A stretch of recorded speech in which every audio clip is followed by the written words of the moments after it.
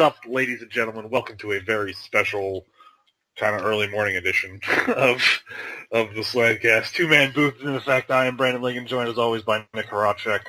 And we got to talk about all the fallout from Black Friday, everything that happened from Ring of Honor's New Japan show this weekend.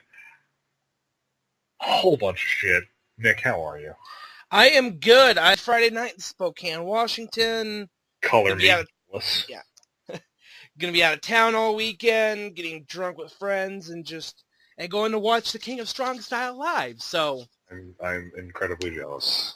Incredibly jealous, sir. Yeah. Hey, I've been hoping NXT was gonna do a house show loop around my area for a while, and well, they are. Yeah, man. You gotta go, man. You gotta go. Yep. All right, well, let's talk about it, man, because it happened last week. And, let's start off on a positive note. We did end the show last week. We're giving you your thoughts on pairs about Bobby the Brain Heenan. Yep. And we have good news on that. Bobby the Brain Heenan is out of the hospital. And looks like he will make a recovery. So, best wishes out to the Brain and his family. Yeah, that was, because I guess he'd taken falls before, and this is just, a little worried, but he's out of the hospital. He's still around. Thank God. That's one more I don't think I can handle at this point. Mm-hmm. So that's good that we have good news on that front. A lot of people though this week did not have some good news right after we recorded, even though we kind of knew it was going to happen. Yeah, there's no reason to speculate on who's it going to be, who's getting fired. We didn't think it was going to be anybody really significant. I thought this culling is usually a dead wood kind of thing where they kind of just get rid of guys that aren't really doing anything at all. Mm-hmm. Don't really seem to have where there's nothing really on the horizon coming up for them in the pipeline, and other expiring contracts. Wade Barrett was another one. Yep, they dissolved his contract early, so he's off and he's going to be doing his own thing. Hornswoggle El Torito, no big loss. I think this is just they had no use for either of these guys. El Torito is going to just go back to Mexico and do whatever he was doing in Mexico, obviously. Hornswoggle will be... He's getting booked on shows already, so, he's going to be able to... He'll find work, no problem there. Yeah. Alex Riley, oh well. I mean, this was, and now we're getting into guys that, what could have been. Mm-hmm. Because certainly Alex Riley was in a part of a main event of WrestleMania with The Miz. And also known as he was the champion, he was the afterthought, which still kind of, I'm a Miz fan, but man, Miz was the afterthought in that main event. I think Alex Riley was the afterthought for that main event. Well, I just look at it as the fact that just ended up being a glorified Rock Cena build. Yeah, it's all it was. Yep. They're building storylines 2 years in advance. Cameron again. I think it was inevitable that she was. Yeah, it was a put up or shut up moment. I mean, she did the right thing though. She via her own social media. I don't remember what it was. It was a tweet or a series of tweets. Addressed the whole situation. It was very, a very finely crafted statement, but this is a very highly educated woman as well. Mm-hmm. And I will say this: she actually moved in the ring like she knew what she was doing, as opposed to she tried. Yeah. There was potential there for something. I mean, the ideas that she had talked about that she via her her statement that she had pitched that never went anywhere. All seem like pretty solid ideas, and all things seem like things that she could have maybe done something with and had success at. We'll never know now. Like I said, I think she's in a good enough place where she doesn't need the wrestling business anymore, yep. And she's going to move on to other aspects of the entertainment industry or whatever she wants. The world is her oyster at this point in time. Mm-hmm. This WWE release for her wasn't that critical. Oh, no. So, yeah, the only time you ever hear me use this phrase, girl, bye. Girl, bye. Girl, bye, in the best possible way, girl. Yeah. Like, we won't More really like a girl, see you later, because she'll pop up somewhere doing something else. Smell you later, basically. Yeah. Smell you later for a little while. Yeah. Summer Rae, that was another one, too. That No, I think she's still around. I think that was debunked. That was debunked? Okay, well, thank God. Thank God. I can... Be still my heart. Be still my heart. Yep. Yeah, because it wasn't on any of the actual lists that got put out, so... And she survived. Oh, thank God. Yep. Oh, thank the Lord. So did Ryback, but that could be... that could now. be... I don't think the Ryback thing is gonna, have any major fallout just yet. They're still gonna try and, hold him to his contract for as long as possible. Yep. But the big one, well, what I guess you could call the big one. Damien Sandow. Damien Sandow, man. Yeah. I mean,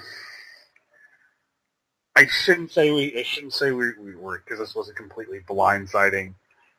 But man, this one hurts the most, I think, because I think here was a guy that tried so hard to get organically over on his own with the most obscure things. I mean, talk about a guy who made the absolute best out of a terrible situation that he Yeah, he was... at one point, he was coming out every week dressed as whatever random thing that the writers came up with. Or locally relevant. Locally relevant, yep. Or culturally relevant, pop culture. Magneto was Magneto one week. He looked like a fucking beach bum another week. Then he took what would have been probably a death sentence for other people and made it absolute gold with The Miz now. Oh my God, that was taking what could have been the dumbest, stupid, fucking most ridiculous thing ever, and he not only made it work, but the stunt double became more over than the actual actor. Character. Yeah. I think that angle exceeded even their expectations. I think they were just thinking they were going to stuff this guy away in a corner, and it wouldn't come to anything, and then the things that he did, again, the gif of him taking the Phantom Suplex, or just the image of him taking the Phantom Suplex. Just perfect. That's how I like my wrestling and comedy right there, folks. Sandow, I should say, will bounce back, though. He's already booking independents. Yeah, he's already got a couple of shows he's going to be at, and you know what? Good for him. He figured it wasn't going to take him long. I wouldn't be surprised if he ends up in one of the other two major companies in the United States sooner than a lot of the other guys. Because here's a talented guy that has a lot to say, and you know how people love those work shoot promos. I think he could be the next one that does that. I don't think he does, because I think he ultimately wants to come back to the WWE in some capacity. But if he decides he just wants to make a living on the independents, go back to his roots, here's a guy that could absolutely do that. And we would all be talking about it the next day. Yep. That's all of them, right? We hit all the big ones? Well, except one guy who it wasn't announced, but he still gets jobbed out in his release, the Brooklyn Brawler. I mean, talk about a guy who had spent, literally my entire lifetime in the WWE and wrestling business. And then for him to be, released on such an unceremonious note is very disrespectful, I feel. They could have, I don't know what the ultimate decision was or what the factors behind it were, but I think for a guy to have 30-something years in your company and to still be contributing after the fact, in his post-wrestling career, can't find a job for that guy. I don't know. But, maybe he just wants to move on and do other things. I don't know. Mm-hmm. But, yeah. Well, with the Black Fall from Black Friday, we did see some new debuts, though. Dana Brooke now is back up on the roster, as they're, I guess, basically doing that whole and Dana team. Yeah, she's on the main roster now. There was a backstage segment. Becky Lynch is doing an interview. Emma comes in. Boom. Dana Brooke blindsides her. So, figured that was going to be the catalyst for Dana Brooke coming up. Yeah, this is going to be a good thing because this will keep, Becky Lynch on TV. She won't just, fade into the background or, for one-offs here and there. This gives her a storyline, maybe. Yeah. Or, it just, at the minimum, it keeps the divas, or use the word again, the women's division. It's going to take me a while to get used to that. The women's division, some real, screen time. They're going to have more than just the title storyline. Yeah. And you honestly do need that. Especially when you bring up someone like a Becky Lynch who, that could be a storyline for her down the road when she gets built up enough to be a challenger for the women's title. I never won the NXT women's title, so. Yes, that's very true. Seeing a bit ways down the road, it came out this week that WWE, before they hit their small tour of Japan, or their 2-day show in Japan, they will be doing a live network special from Honolulu, Hawaii, and the card for that is stacked with a capital S, and Asuka versus Charlotte, Brock Lesnar versus Kevin Owens, a match that we wanted to see at WrestleMania, but didn't. And the most intriguing one on the entire fucking card. Because you put it at the top, baby. John Cena against Shinsuke Nakamura. Holy dream match, Batman. Holy dream card, Batman. This makes me want to book a flight to Hawaii right now and go out and see that, because it's one of those things you can't miss it live. If you can see it live, you have to. And it's in Hawaii. What better excuse, man? Really? I'm going to see Shinsuke Nakamura live here in about 2 days. So, but just the idea of John Cena and Shinsuke Nakamura, a match that 2 years ago people thought they would never fucking see. You could only do on WWE 2K whatever 16. Yeah, and with creative wrestlers. Yep, Community Creations, and now. Oh man. And I'm glad that WWE is instantly using Nakamura to his full potential instead of just having him work nobodies in NXT and have B-level storylines. They're putting him out there and they're featuring him. Mm-hmm. That's huge. Huge, man. Can't wait for that match. That's June 30th, by the way. So mark upon your calendars. The Adam Rose arrest. Yes. It broke earlier this morning that Adam Rose was arrested in Hillsborough County on charges of tampering with the witness and domestic abuse and battery. It's not been a fun month or so for Adam Rose after his suspension and now him trying to fight it, and now this to happen. I think this might just be the final straw, and if I'm the company, I just try and, sweep this under the rug by saying, yeah, he's not our guy anymore. And we really don't have anything for him. So, yeah. Social Outcast seems to, their little miniature push that they were experiencing on Raw seems to be fizzling out. Yeah, I'd say now is a good time. Cut your losses while not a lot of people are paying attention to. And I will feel bad because this guy is somebody I had a lot of hope would pan out because he just seemed like a good guy. Mm-hmm. But you can't always be a good guy and do well in the wrestling business. Mm-hmm. Sometimes being a good guy, and I mean, if you're being arrested on charges of domestic abuse, I don't know how that good of a guy you actually are.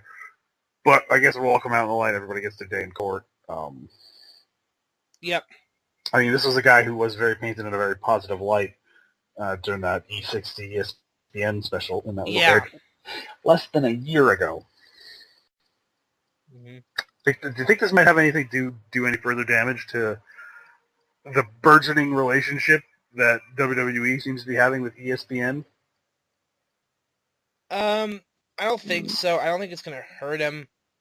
The ESPN's going to be a little shy, be like, okay, well, now that one of these guys just got popped for, are we going to continue to feature them? I mean, this was the first time that they didn't ban the entire NFL in the actions of one. I'm just saying this could affect that on some level.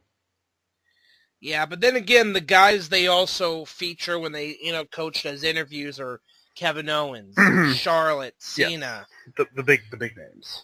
Right. So it's not like if, they're not going to bump Adam Rose on there and... No. Like, it's not like they bumped him on there last week. Like, wait, why are you interviewing this guy? Yeah, I mean, like I said, if I'm the company, I look to get rid of him. I look to move on. Now. Yeah, it's time to cut the losses. I think they were hoping to find a reason to cut their losses with him. After, they suspended him, but they couldn't because damn it! Now if we release this guy, we're gonna look fucking really stupid. Now they can release him, and they won't look as stupid. Yeah, they won't. They won't look bad. Yep.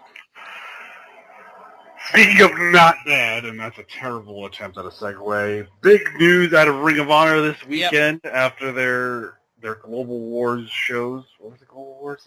Global Wars, yeah. Their joint show with New Japan. Actually, the first Global Wars in they Chicago? Have done outside of Toronto. Yes, and outside of the just general East Coast. Mm-hmm.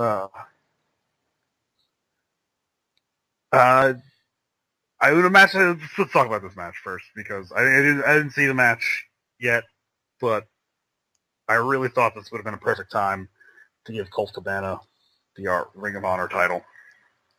They're in Chicago.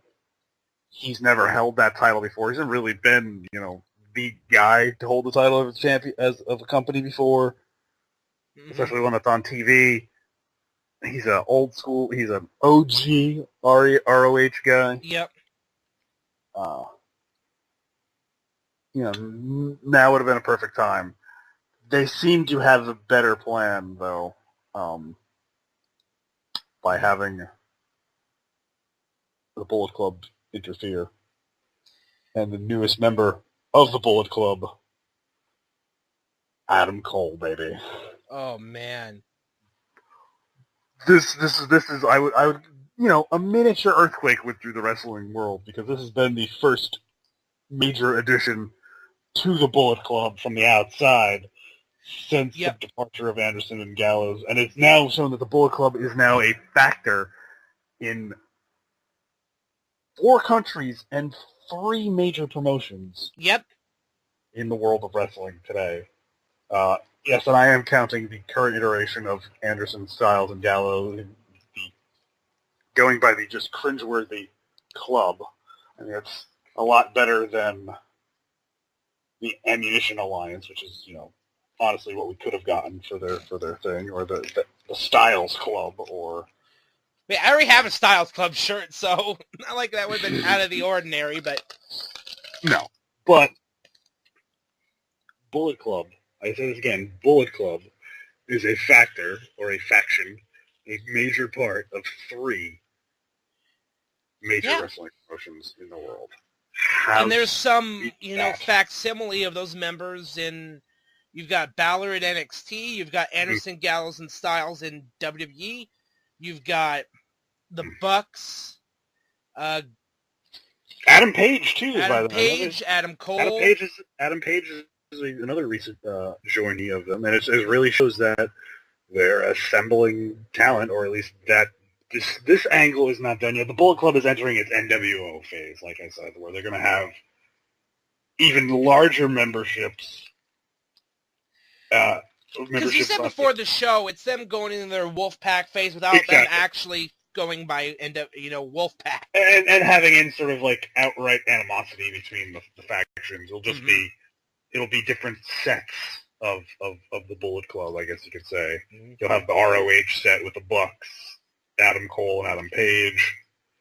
Then you'll have, in New Japan, you'll have the Guerrillas of Destiny with Tama Tonga. Bad Luck Fale. I don't think Fale is technically in the gods of the GOD. I think I can't remember the other guy. I can look that up. For some reason, I thought it was Fale. I don't know if he's an official member of the gods of Guerrillas of Destiny, but they did bring in one of his other relatives. I can't remember the guy's name at this point in time. It really escapes me. I'm looking it up right now. Let's see. Look it up too. Da da da da.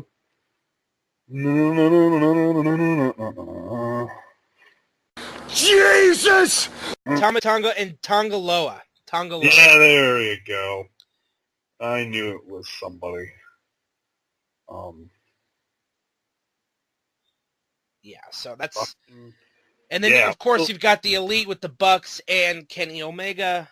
Yeah, which is, again, one of the hottest things in wrestling right now, by the way. Yes. Just want to say that. Can we please get the New Day versus the Elite at some point? Come on.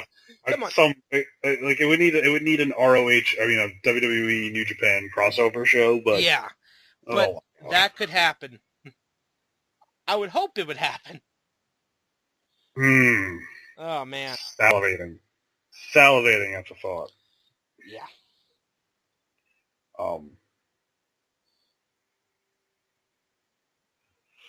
I think that's an episode, man. I think we've hit everything.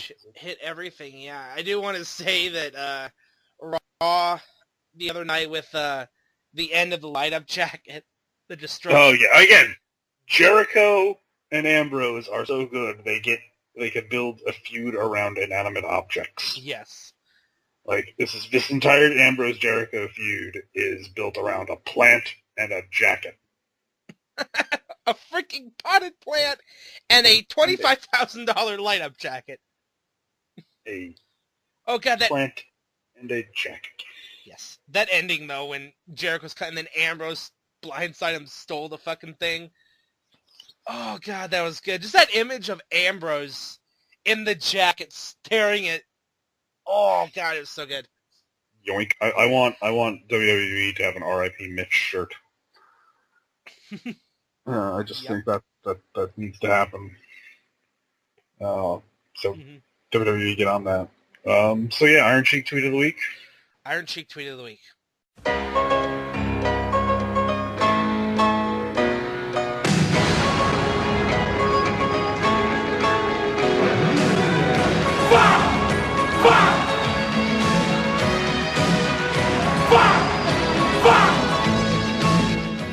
Jim, I talked to him.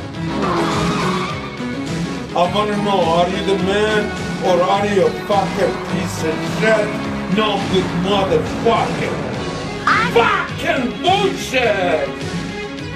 Alright, that one. Alright, Iron Sheik tweet of the week, here we go. Again, don't mean to criticize the legend, because I respect the legend, and I don't wish for him to fuck me in the ass, break my back, and put me in the camel clutch. And make him humble. And humble me. I am already humbled before him. But, I mean, come on, an off week for you this week, man. Anyway, this is what our Iron Sheik tweet of the week is this week. Bed Bath & Beyond, or the Bed Bath and go fuck yourself. And that, ladies and gentlemen, is your Iron Sheik tweet of the week. Fucking bullshit! Fucking bullshit! Anyway. Yeah, short episode this week. Short episode. There's not a lot to talk about. Yeah, we covered all the big shit we needed to, and we don't need to do long, bloviating episodes we discovered recently. So, yeah. Thanks for listening to another painfully short edition of Slamcast. Plugs? Yeah, I'm over on Twitter at GameandPegs187. I'll probably keep an update on the NXT in Spokane. Facebook, Nick Horaceck, in the Facebook group Wrestling/MMA Revolution. I'm on Instagram, Wii U, Xbox Live, Pegs187, PSN, The Extreme Enigma. I'm playing more Trials Fusion. I picked that up for about $4.50 used because I had $25 off a used on GameStop because I had almost 30,000 points. Hey. So yeah, I'm all over the place. I'll have this up edited before I go to bed tonight because we're taking off in the morning, early afternoon. Yeah. So yeah. So again, if you like me, follow me on Twitter at @BrandonAllHope. Go like my other podcasts on Facebook, Brandon Hope, Three Boys, Goat, and the Dancing Bear, the Nerd Chronicles, and et cetera, et cetera, et cetera. Yeah, man. Go support independent wrestling. I think this weekend I'll be at Ace Pro Wrestling doing something, I hope. I don't know. Maybe. I don't know what's going on this weekend yet. But maybe I'm going to be there. Go support independent wrestling, though, because it's the backyards of the big leagues. Mm-hmm. I fucked that up. Go support independent wrestling. It is the only place you will see legends of the past and legends of the future, maybe. Yeah, and, it's people living their dream. It's a good quality night of family entertainment. So, for Nick Rochek, for Dave Wade, who's absent, for Michael Burhan, for Miguel Leon, for anybody else who I'm forgetting to answer at this point in time, go forth and spread beauty and light, peace and humptiness to all. We out.